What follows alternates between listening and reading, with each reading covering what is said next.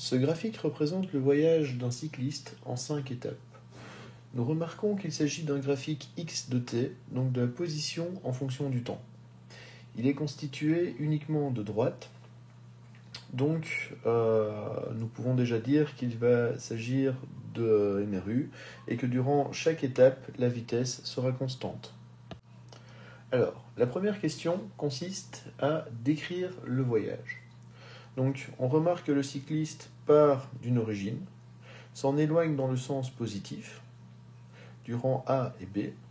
Ensuite, durant l'étape C, on remarque que sa position reste la même, puisque nous sommes sur un segment de droite horizontal.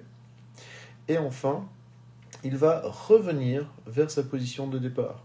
Donc, nous avons un cycliste qui sort de chez lui, va faire un tour, s'arrête et va revenir à son point de départ. Nous cherchons maintenant à savoir durant quelle étape sa vitesse a été une constante positive.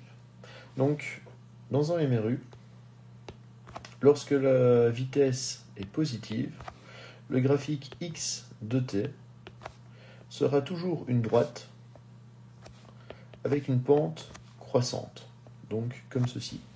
Nous remarquons que les seules étapes ayant une droite avec une pente croissante sont l'étape A et l'étape B. Durant quelle étape sa vitesse a-t-elle été nulle?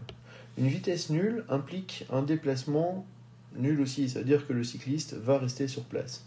On remarque que uniquement pendant l'étape C, la position du cycliste ne varie pas. Donc durant l'étape C, la vitesse est nulle. Nous allons maintenant nous intéresser à la vitesse constante mais négative. Dans un MRU avec une vitesse forcément constante mais négative, nous savons que le graphique x de t, donc la position en fonction du temps, sera une droite avec une pente décroissante. Les seules étapes où on peut observer une droite avec une pente décroissante est l'étape D et l'étape E. Nous voulons maintenant savoir durant quelle étape sa vitesse a-t-elle été positive et la plus grande. Donc la vitesse positive implique un graphique x de t avec une droite avec une pente croissante. Donc nous avons le choix entre A et B. Dans un graphique x de t, la pente de la droite nous renseigne sur la vitesse.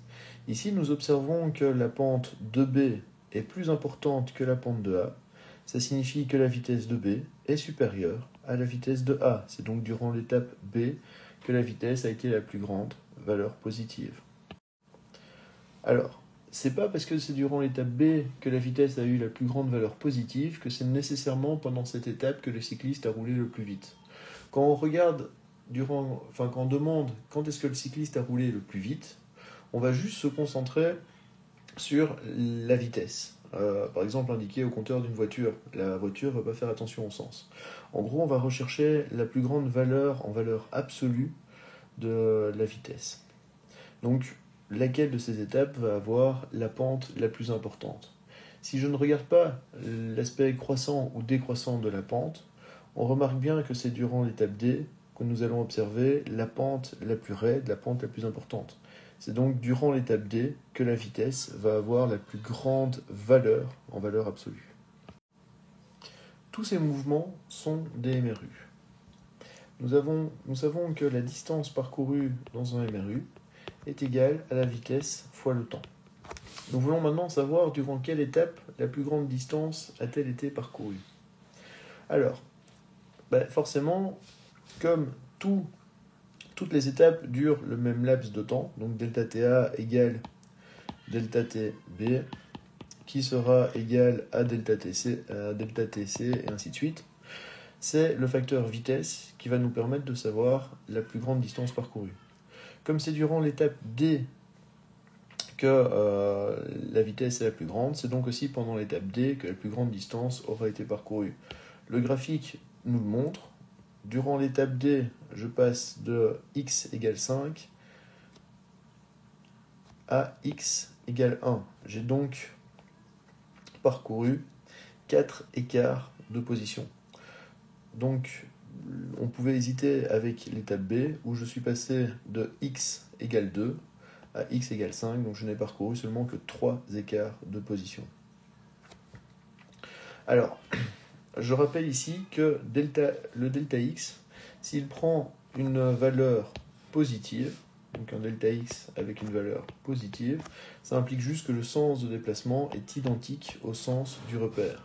En revanche, si j'ai un delta x avec une valeur négative, comme durant l'étape D, ça veut juste dire que le sens de déplacement est contraire au sens du repère.